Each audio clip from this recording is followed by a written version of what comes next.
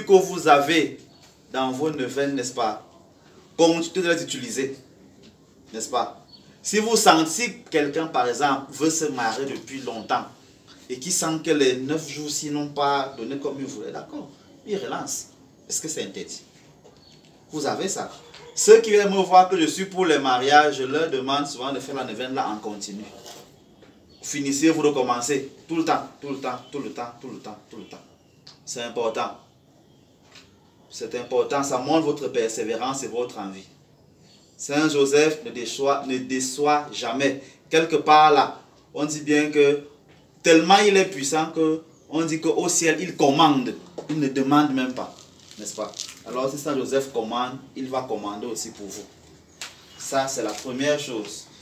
La deuxième chose, c'est que, vous voyez, au fur et à mesure qu'on se rapproche de Pâques, on montre comment les injustices des hommes peuvent être détruites par la volonté de Dieu. N'est-ce pas? Vous voyez comment c'est facile. On dit, oh, la femme, si elle dérange beaucoup, on va lui sortir un mouvement. Et puis, il ne s'en donne pas. Parce que Daniel vient changer. Maintenant, dans l'évangile, ce n'est plus Daniel, c'est maintenant Jésus. On veut lapider une femme parce qu'elle a fait quelque chose qui est mauvais. Et puis maintenant, on dit non. Et c'est ce qu'il dit qui est important. Il dit que celui qui n'a jamais péché lui lance la première pierre. Donc, quand vous accusez les gens dehors là, oh, ils sont des bandits, ce sont des voleurs, ce sont des ceci et ceci, que celui qui n'a jamais été bandit lance la première pierre à ces gens. C'est ça que Jésus dit aujourd'hui. Si c'est valable pour vous qui cassez devant moi aujourd'hui, c'est aussi valable pour eux. C'est très important. Que Dieu lui-même s'occupe de ces gens. Occupez-vous de vos vies. L'autre a chanté, il porte son pantalon, mais c'est vous que ça vient servir. Laissez-les. On dit que le Covid-19 vient de quelque part, que c'est vrai ou que c'est faux, c'est leur macabre là-bas. Dieu saura comment les gérer. Ce n'est pas eux qui vont vous demander de laver vos mains, ça c'est vous-même. Voilà. Ou bien de ne pas éternuer n'importe comment. Ceux qui sont bien éduqués savent qu'on n'éternue pas sans mettre la main. Donc c'est pas aujourd'hui qu'on apprend ça. Ça c'est pas eux qui vont vous le montrer. C'est vous-même. Donc que celui qui n'a jamais péché lance la pierre à celui qui dit qu'il a péché. C'est très important. Maintenant, vous voyez le travail que Dieu peut faire. Quelqu'un dérange. On a dit que les deux juges la dérangeaient tout le temps. Ils rendaient des faux témoignages. Et un jour, c'est un bébé qui est venu les mettre au sol. N'est-ce pas? Donc, vous pouvez souffrir comme vous voulez. Ce seront les 99 jours de ceux qui vous dérangent, de ceux qui volent votre argent, de ceux qui bloquent vos mariages. Vous vous bagarrez seulement. Un jour, Dieu ne va pas attendre. Dieu va bien trouver une solution parce que les gens, parce qu'elle a persévéré. Parce qu'il faut voir. Si vous laissez les gens vous faire du mal et que vous ne faites rien, ça ne finira jamais. Mais maintenant, quand ça tombe sur les gens qui supportaient que bon, ouais, on va alors faire comment? Donc, tant que vous dites ça, qu'on va alors faire comment, vous ne sortirez jamais du trou.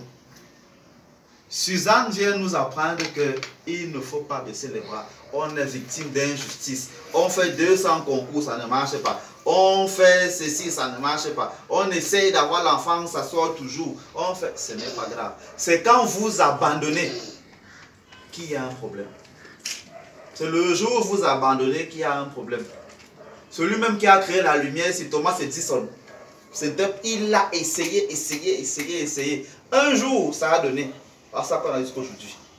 Toutes les inventions ont demandé des échecs. Des échecs et des échecs à n'en plus finir. Donc, ce n'est pas parce que vous ratez que c'est un problème. Suzanne vient donc vous montrer que même quand c'est mauvais, je compte sur Dieu. Je vais voir comment Dieu va laisser mourir son serviteur ou sa servante. C'est ce que vous devez dire. Je suis le serviteur, la servante du Seigneur. Je vais voir comment il va me laisser mourir aujourd'hui. On va voir ça. Mieux je meurs, il va. D'accord? S'il meurt, c'est que Dieu a honte. C'est ce que vous devez avoir dans vos têtes. Donc, est-ce que Dieu aura donc honte? On dit souvent que Dieu n'a pas la honte, non. D'accord? Faites donc ce travail-là. Si vous ne le faites pas, n'allez pas dire qu'un jour, Dieu va faire. Vous devez être dans les conditions nécessaires. C'est parce qu'elle a signé que, Seigneur, je vais voir aujourd'hui que le Seigneur a secoué son enfant dans la foule, que non, sauver l'enfant. N'est-ce pas? Donc vous aussi qui souffrez, signez. C'est le principe. Si vous abandonnez, il n'y aura personne pour vous sauver. C'est là où nous sommes aujourd'hui. Nous sommes à quelques jours, quelques semaines du dénouement du carême. Quelqu'un me demandait tout à l'heure que c'est même quel genre de démon comme ça là, qu'en temps de carême, c'est là où on vient faire tout ce qu'on fait là. Et au cours les chemins de croix sont même déjà interdits et tout. On va faire comment? C'est quel démon seulement comme ça? D'accord? Ceux qui disent donc qu'ils ne vont plus prier, parce qu'on dit prier à la maison là. Ceux qui ne sont pas Android vont voir les messes comment? Ils vont se tranquilles non. Maintenant, vous qui êtes Android, même là, même pour regarder, vous ne voyez même pas. Parce que beaucoup là qui ont le téléphone Android, ils regardent WhatsApp, Facebook. Ils ne vont pas sur YouTube regarder la vidéo de la messe ou de l'homélie qu'on fait là maintenant. Ce n'est pas le problème. C'est qu'ils vont à la messe.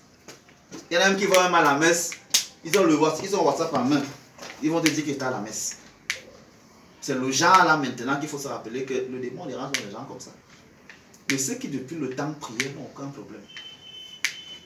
Donc j'ai envie de vous demander, qui êtes-vous? C'est la question du jour, c'est la question de la fin de carême. Qui êtes-vous? Est-ce que vous êtes ceux qui prennent les pierres pour lancer sur les pécheurs? Est-ce que vous êtes ceux qui, comme Suzanne, ne vont pas baisser les bras quand la vie est mauvaise?